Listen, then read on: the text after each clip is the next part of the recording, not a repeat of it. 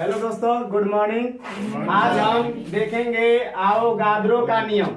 ये है क्लास 11 का केमिस्ट्री का एक अच्छा सा टॉपिक, आवोगाद्रो का नियम। इंग्लिश में बोलते हैं आवोगाड्रो लॉ, यानी कि आवोगाद्रो का नियम।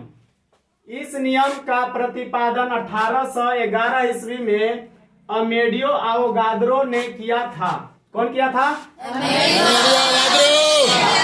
इस नियम के अनुसार, अब ये नियम का कोई खास विशेषता होगा कि अमेडियो आवोगाड्रो ने क्या बताया गैस से रिलेटेड बातें।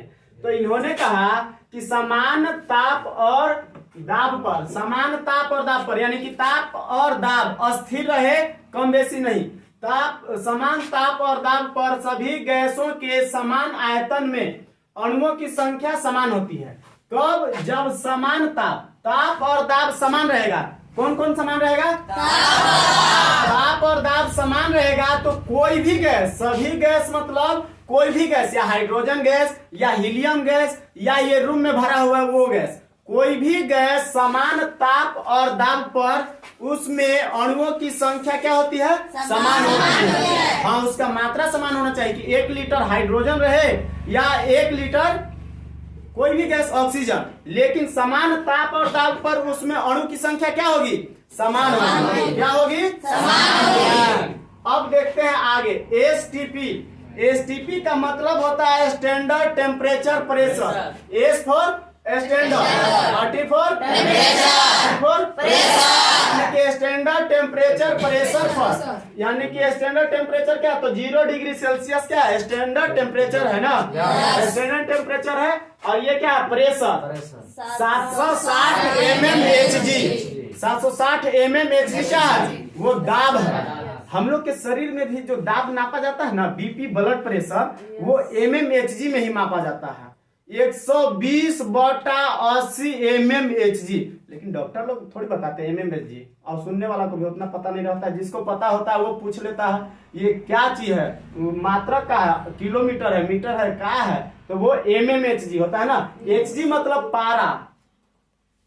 इसके बाद देखते हैं एसटीपी पर, यानी स्टैंडर्ड टेम्परेचर प्रेशर पर किसी गैस के अणुओं की संख्या को आवोगाद्रो संख्या कहते हैं।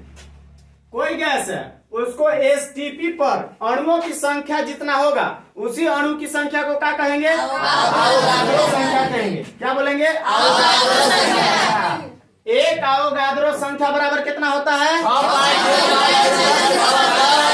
एक आवोगाद्रो संख्या बराबर 6.022 गुना 10 के पावर होता है। ये इतना कण होते हैं। क्या होते हैं? कण।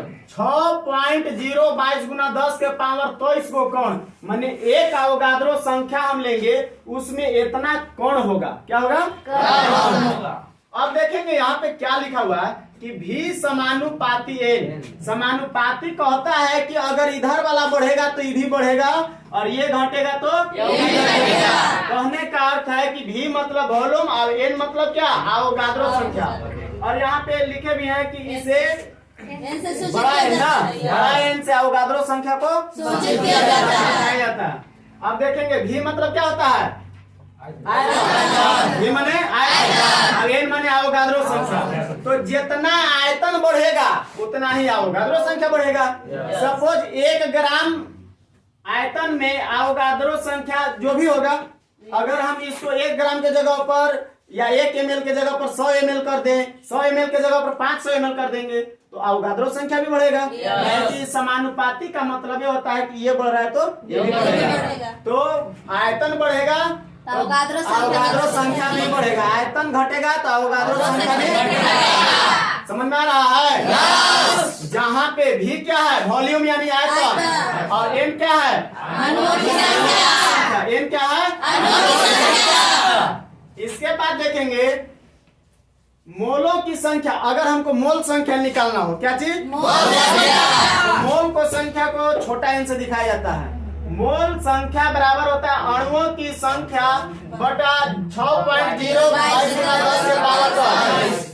ये हो गया मोल की संख्या निकालने का सूत्र। अब इसी को, अणुओं की संख्या को हम एन से दिखाए थे, तो एन बटा एन नोट, एन बटा एन नोट, छोटा एन बराबर एन बटा एन नोट। जहां पे एन नोट क्या है, अवोगाड्रो संख्या है। अब देखेंगे छोटा एन क्या है, तो छोटा एन मोल की संख्या है, और बड़ा एन क्या है, तो बड़ा एन अणुओं की संख्या है। तो जितना मोल की संख्या होगा, यानी कि मोल की संख्या बढ़ेगी कब, जब अवोगाड्रो संख्या बढ़ेगा, यानी एक दूसरे के सीधा संबंध होते हैं, एक दूसरे से सीधा संबंध। अगर छोटा एन बढ़ेगा तो बड़ा एन भी बढ़ेगा। छोटा एन क्या है, छोटा एन क्या है, मोल की संख्या। तो मोल की संख्या किस पर निर्भर है, अणुओं की संख्या। मोल की संख्या घटेगी कब, जब अणु की संख्या घटेगी, और अणु की संख्या बढ़ेगी तो मोल की संख्या भी बढ़ेगी। एक दूसरे के साथ सीधा संबंध है। तो ये है अवोगाड्रो का नियम। उम्मीद करते हैं कि आपको अच्छे से समझ में आया होगा। जय हिंद दोस्तों।